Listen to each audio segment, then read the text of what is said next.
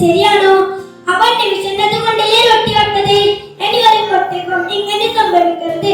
എല്ലാ കുട്ടിക്കും ഭക്ഷണവും വിദ്യാഭ്യാസവും ലഭിക്കട്ടെ.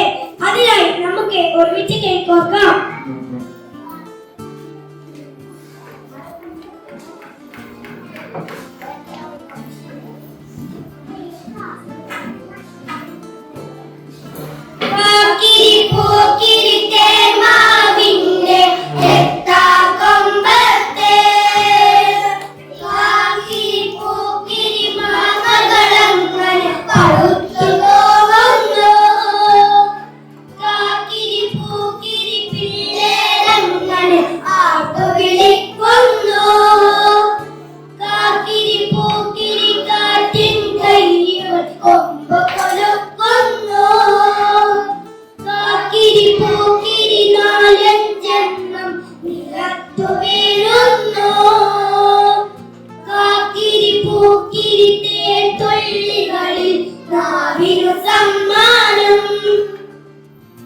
നമ്മുടെ രാജ്യത്തിന്റെ പുരോഗമനത്തിൽ വിദ്യാഭ്യാസത്തിന് വളരെ പ്രാധാന്യമുണ്ട്.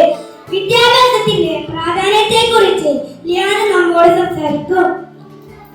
Hello everyone, myself Liana. Today I am here to discuss about how education is important in our life. Education is the most powerful weapon which you can use to change the world. There are many different reasons why education is important. Education is a stable life. Education is important for both men and women. It has an essential role in the development of healthy and smart society. It improves our knowledge, skill and develops overall personality and attitude. It brings a great change in our life and turns our dream into reality. Without education, there is no future. Many of them are not having the opportunity to educate only because of their financial problem. We are blessed to educate, so friends are study properly and make your parents and society feel proud. വിദ്യാഭ്യാസത്തിലൂടെ നമുക്ക് കൂടുതൽ തൊഴിലവസരങ്ങൾ ലഭിക്കുന്നു. ഇനി നമുക്ക് ഒരു ടീച്ചറെ പരിചയപ്പെടാം. I am a teacher in the town.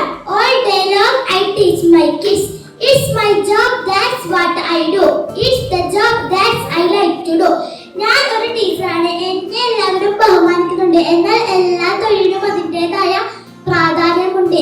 എല്ലാവരും ചേരുമ്പോഴാണ് സമൂഹം നന്നാവുന്നത്. ഇനി നമുക്കൊരു ടൈലറെ പരിചയപ്പെടാം. I am a tailor in the town. All day long I stitch a gown.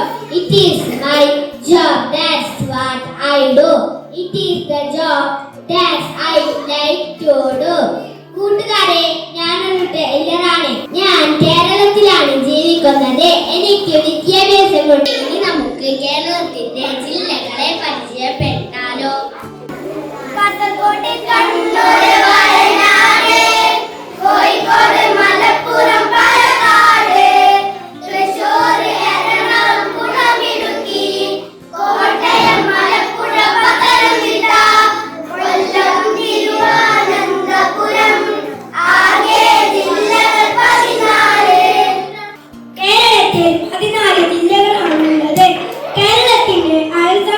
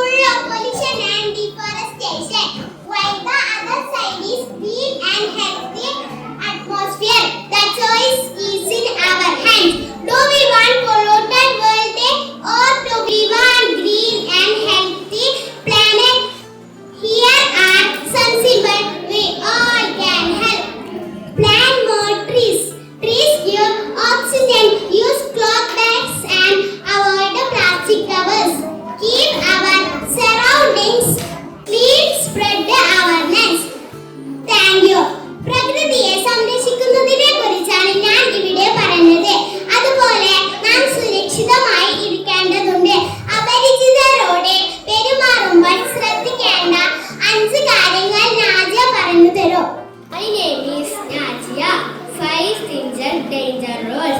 First one, don't argue with the stranger in the absence of your parents.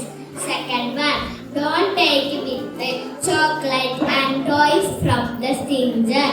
3. Don't believe and don't go with the stranger. Your parents said me, say no and run away. 4. If any stranger asks you to hide something from parents, immediately tell to your parents. 5. If any stranger or new person something forcefully, tell to your parents. കൂട്ടുകാരെ, ഇനി നമുക്ക് 3 മടിയന്മാരായ കൂട്ടുകാരുടെ കഥ ഹാനിയ Mariyam PP നമുക്ക് പറഞ്ഞു തരും. My name is Hania. Hard working comes. Once there lived a red hen. She was hard working, but the friends, the cow, the dog, and the pig were very lazy. One day she got some wheat. She wanted to make a cake. She asked her friends for help, but not help to the ground the wheat and make flour herself. Meanwhile, her friends played with the gadgets, baked the cake all by herself. When the cake was ready, her friends came to eat it. Who did all the work? The hen asked. You all said you so deserves the cake. The hen asked. Her friends understood their mistake. They felt ashamed. Don't worry, this time I shall share the cake. But don't be lazy anymore. Thank you. നിലമ്പൂരിലെ ഗോത്ര വിഭാഗ ഏതാനും കുട്ടികൾ അവരുടെ ഭാഷയിൽ എഴുതിയ രചന പരിചയപ്പെടാം.